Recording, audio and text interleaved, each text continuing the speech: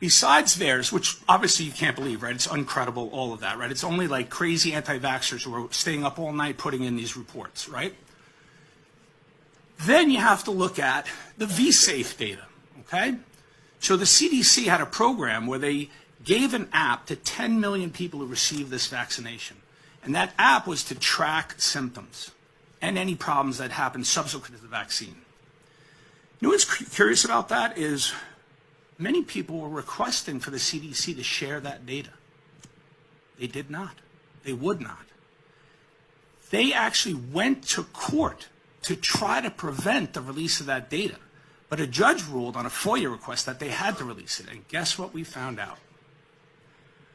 We found out that 32% of COVID vaccine recipients reported a significant adverse event.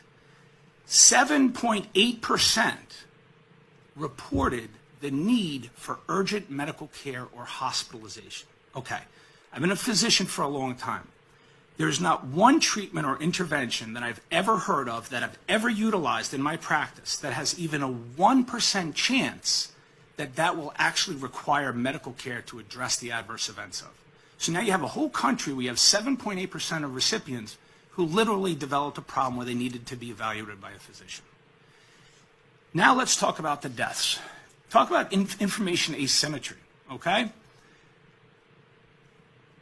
We are in the middle of a humanitarian catastrophe.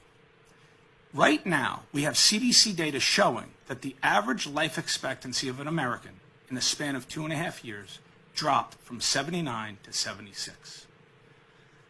Who in society has to die to make that happen? If you remember your mathematics and averages. Is it all the old people from COVID?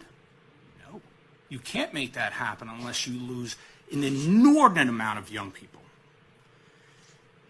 My concerns over COVID, I started to really lose it when I started to hear the normalization of young people dying on ball fields and in school and in their sleep. I am actually an expert at cardiac arrest. I'm a longtime expert on what's called sudden cardiac death.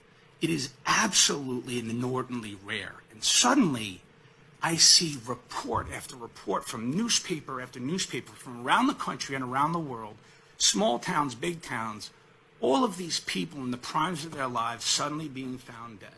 No mention of drugs, but also no mention of vaccines. So where there's smoke, there's fire.